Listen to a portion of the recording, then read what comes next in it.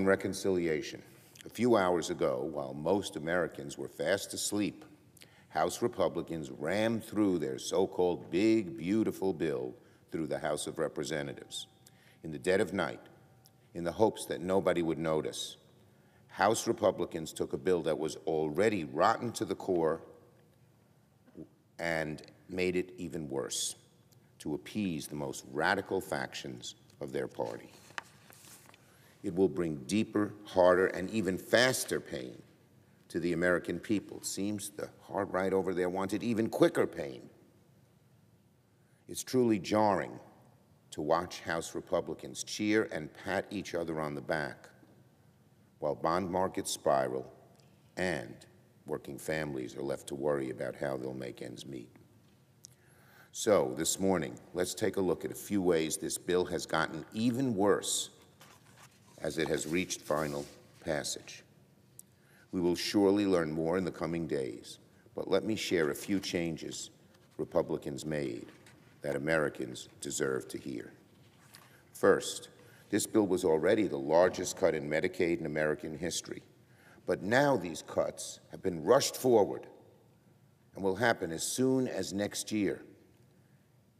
Moving up the timeline now means that hospitals, particularly rural hospitals, have even less time to prepare and increases the chance that they will close and that hundreds in each county will lose their jobs. Up to 14 million Americans are in danger of losing their health insurance. This bill will shut down rural hospitals, community health centers, urgent care clinics, and more. But while hospital beds are closing, Republicans are prioritizing a repeal on tanning bed taxes. And of course, at the last minute, the anti-choice radicals snuck in a new provision, penalizing enrollees in private plans on the ACA exchanges covering reproductive care. Defunding Planned Parenthood wasn't enough. The radicals got their pitchforks and added a provision to effectively ban every insurance premium on every ACA exchange for covering abortion. This is catastrophic and even increases the anti-choice provisions in the bill by a dramatic amount. It'll mean that nearly 1 in 7 Americans who have been insured through ACA since 2014 will be subject to this change. And while our communities get sicker, our kids get hungrier. Republicans weren't satisfied with simply making 4 million kids go hungry. They decided they needed to move up the timeline. Cuts to SNAP will take effect as soon as next year. That makes it even harder for food pantries to adapt. More chaos, more hunger, and more closures among our food pantries and kitchens that serve the hungry. Widespread hunger is now on a fast track.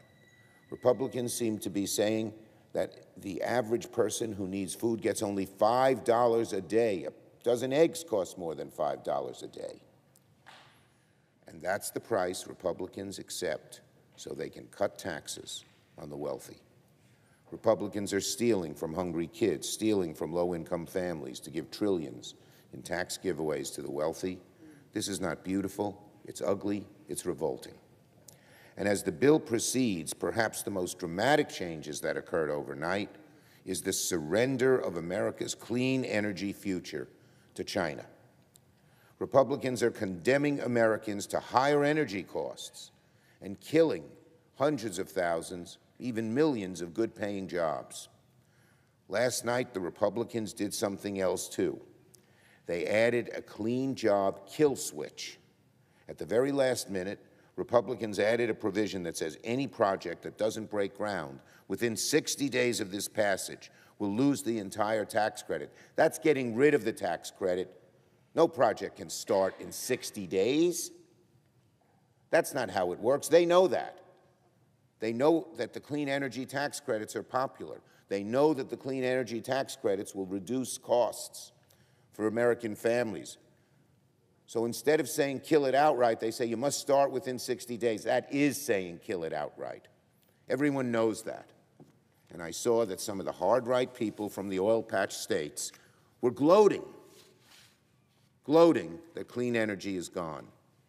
It's one of the most devastating things added at the last minute in this bill, snuck in the dark of night, and we in the Senate, and I hope our Republican colleagues will join us in this, are going to fight this every step of the way. Much of the clean energy industry will be dead. As I said, hundreds of thousands, if not millions of jobs will be lost.